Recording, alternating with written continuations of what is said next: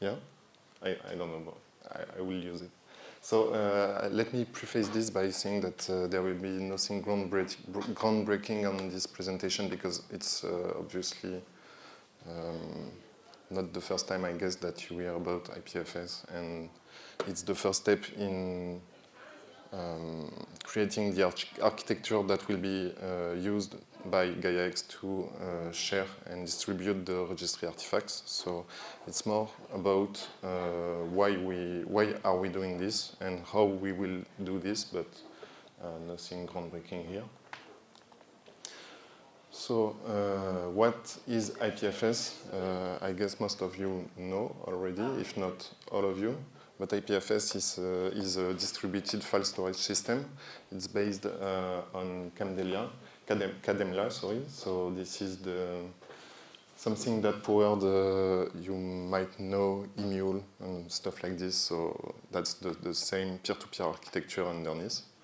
And unlike traditional web protocols that locate data based on servers and their locations, IPFS does this by addressing directly the content IDs. And content IDs, so it's content-based, and content IDs are basically SHA-256. So this has multiple advantages. The first one is decentralization, because obviously it's peer-to-peer, so the data is distributed on multiple nodes. And so we eliminate one point of failure, which was for the registry, which was the GitLab, which used to serve some shapes and artifacts. Well, the shapes were bundled in the registry, but some stuff like revocation list and stuff like this we use to fetch from GitLab. Efficiency and performance. So since it's peer-to-peer, this is the double-edged sword, but we will fetch the data from the nearest node. Permanence. So the data cannot be tampered. This is due to the content-based addressing that I was talking about before.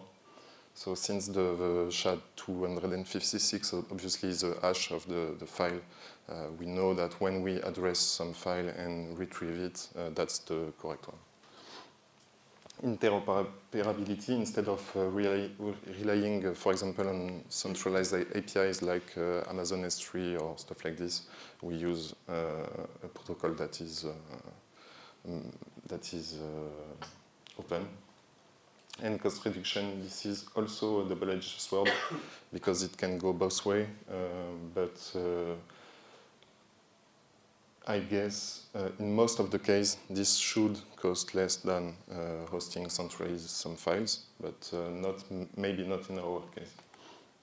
So the cons, in our specific case, in the JXDCH, in order to really eliminate the points of failure, we will have to make sure that the JXDCH operators do their part and really make their IPFS node accessible and open the correct ports and stuff like this. And discussing with them, we know that it can be difficult for them to, let's say, allow some UDP or TCP ports to be open on their clusters because they have some security concerns. So yeah. IPFS can be slow, so this is the same issue if we have a low number of pairs. And by pairs, I mean JXDCH operators. And we have a new external dependency in the form of Kubo. Kubo is the most mainstream, I would say, implementation of IPFS. So this is basically a Docker image. And we are bundling it with the deployment of the Gaia-X compliance registry. So in terms of deployment complexity, this is the same as before because this is all managed by the Helm charts that was already there. But yeah, this is an external dependency, and with it comes I guess it's battle tested, but But maybe someday you will have some 0-day or critical failure of critical security issue on Kubo, and this is a new thing that we have to look out for. And on small text-based files like ours, so trusted lists, shapes, this is maybe not, well, let's say the centralized hosting would not cost a lot in any case. So maybe the overall deployment cost of Kubo and managing cost of Kubo and stuff like this, maybe this will cost more than using simply a centralized server. But then it's centralized and we have a point of failure. So the impacted artifacts, the trust framework shapes and schemas, the issuer's revocation list, the trusted JXDCH list, and in the future, the trust anchors. What will change and won't change in the current release, so Tagus, those files were bundled in the registry or fetched from, for example, our GitLab and then served by the registry API. This will not change and has not changed because the V1 is in maintenance mode, and so we are not making any modification about this. In the current implementation, so what's already working on our development branch, those files are retrieved from IPFS through a mechanism that leverage DNS and IPFS Kubo, and I will show this in the next slide. And then they are still served by the registry APIs. So the APIs won't change, and they shouldn't.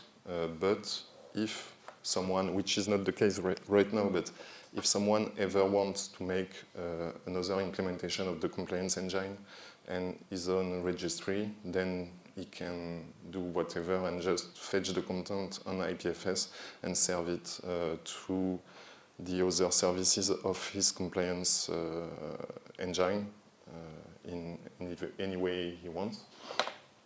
And in the Loire release, so this is supposed at least to be released by summer, you would have the current implementation, which I just spoke about, and including the trust anchor list described in a standardized format such as ETSI 119612, which is some oldish, I would say, format from ETSI in XML to describe trusted lists. So, yeah. This was something asked by our users and members because they want to be able to add on those lists and use some standardized format.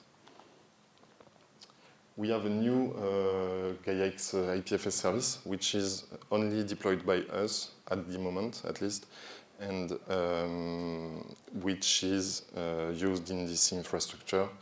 It leverages our DNS as code infrastructure with OctoDNS, and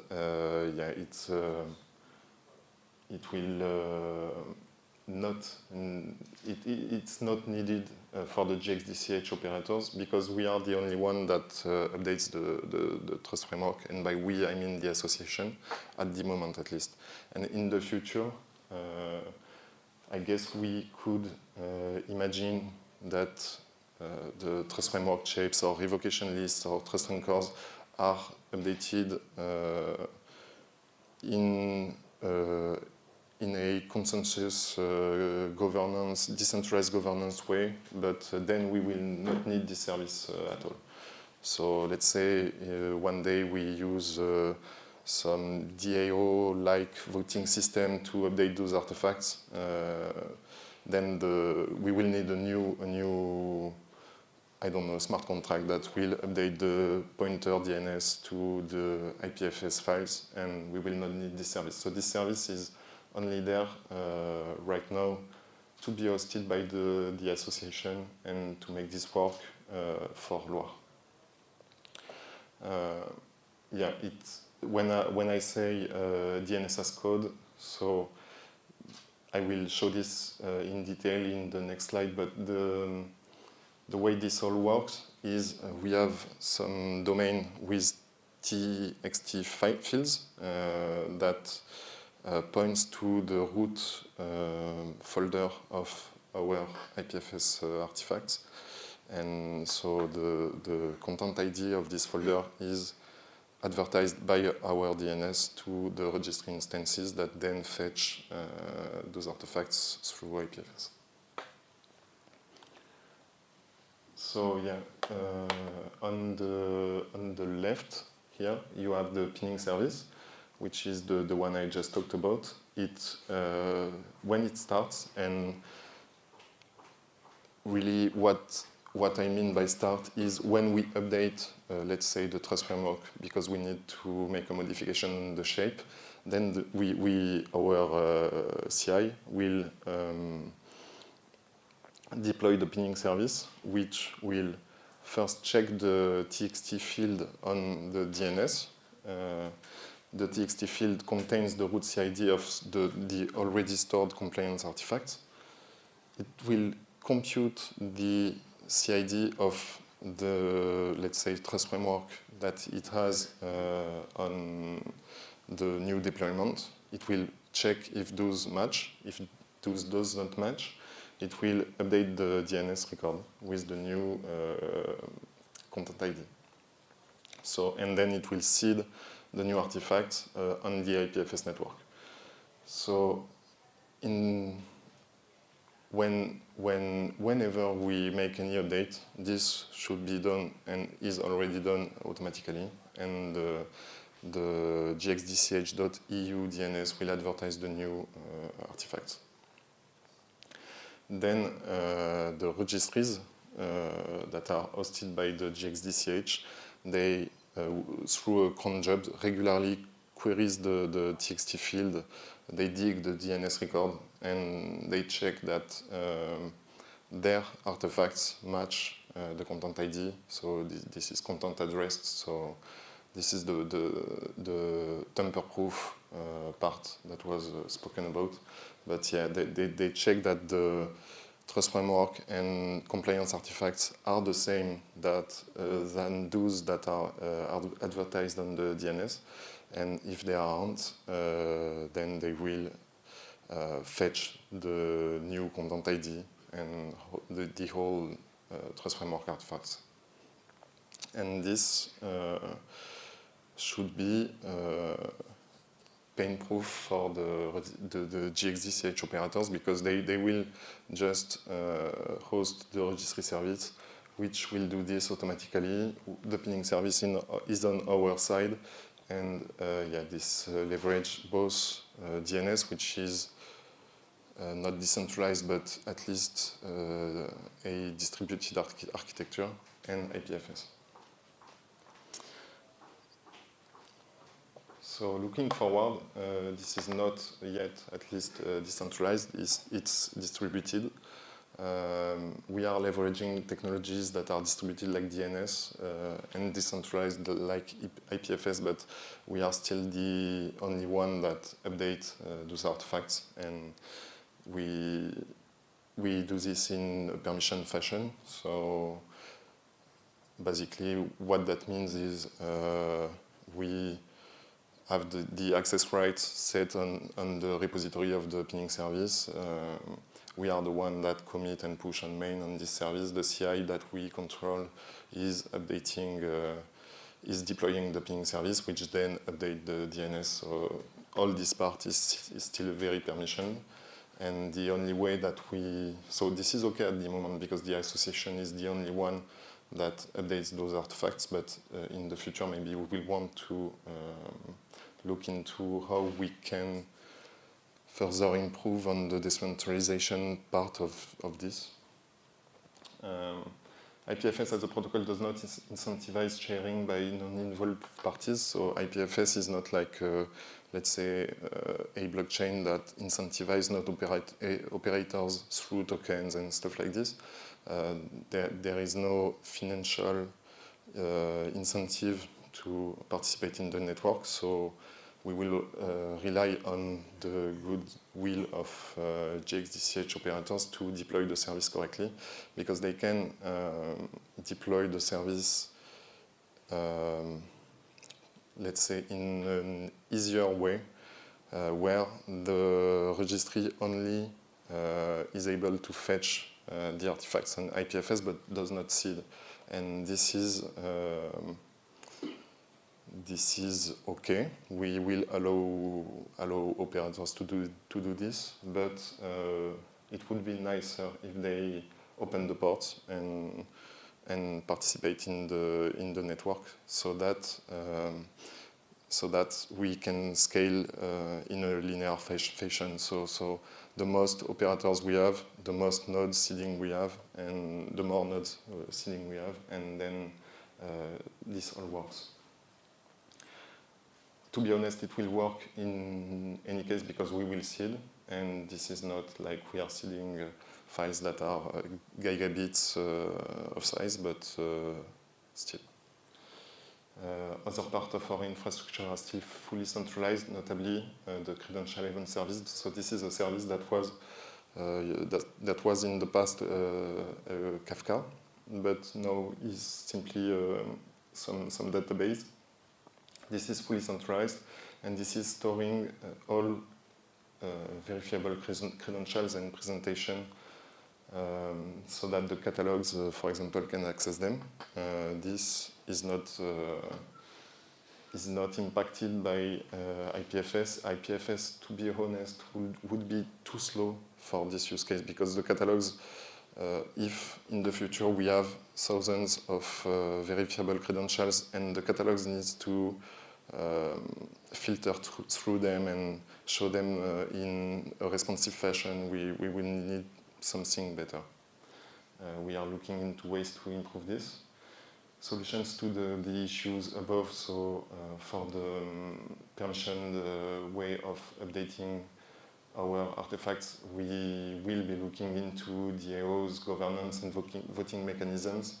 This does not necessarily mean tokens and stuff like this. It could be simply some multi-signature wallet that is where every member holds the key and we vote like this. Or it could be more complicated with, for example, non-transferable tokens, so that we are sure that there is no speculative advantage to holding them, but where we can put voting weights and stuff like this. And much like NFT, we could combine some smart contracts that store, so NFTs, they are usually stored where they are inscribed on the blockchain through a transaction, and then they point to the content which is on IPFS, and the content ID of the IPFS artifact is stored on the blockchain, so everything is tamper-proof and provable and stuff like this. We could go here too, and this would eliminate the DNS part. So the DNS part, which is not decentralized but distributed, we could do without if we make a transaction on whatever blockchain.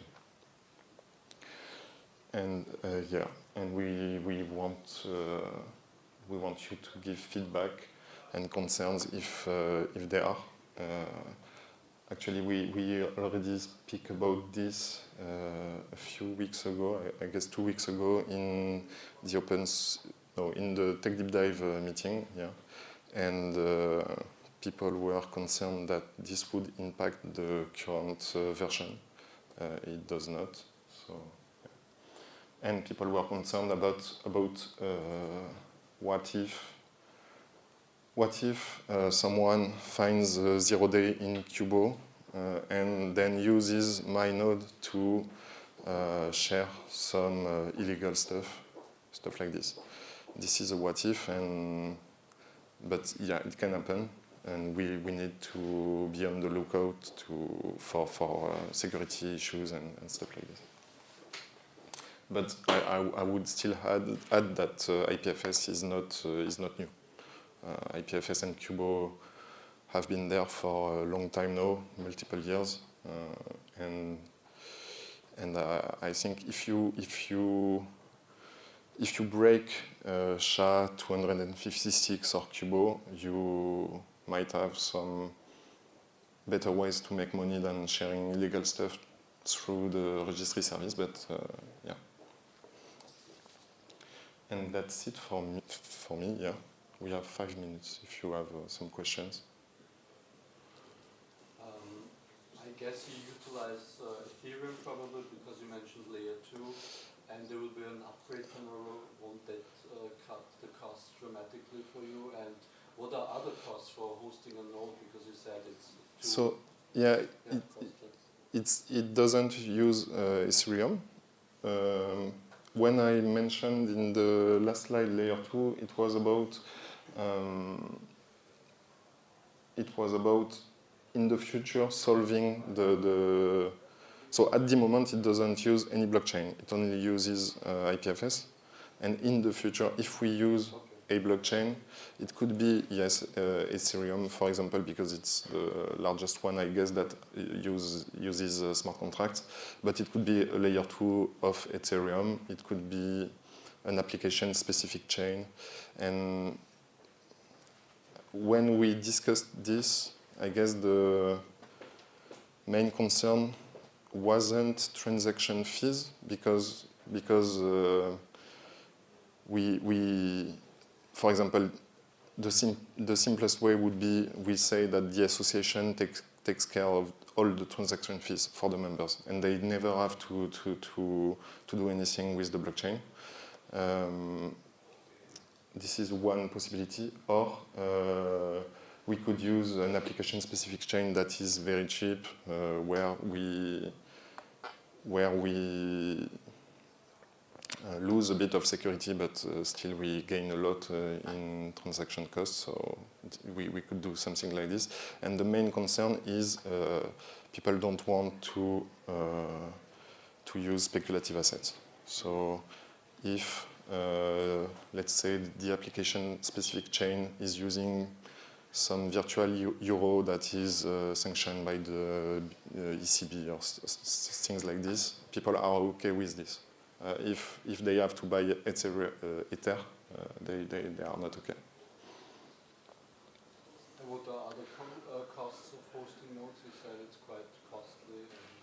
Yeah, they won't have to, even if in this scenario, they will not have to host an Ethereum node, because they would only transact through the blockchain using whatever wallet like MetaMask or something like this, which is connected by RPC to some node provider like Infura or stuff like this. And they won't have to have some execution node, and definitely won't have to have some consensus node like stake 32 Ether or stuff like this.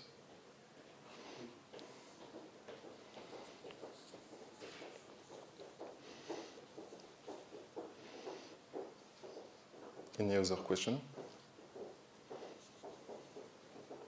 So you can still in the future,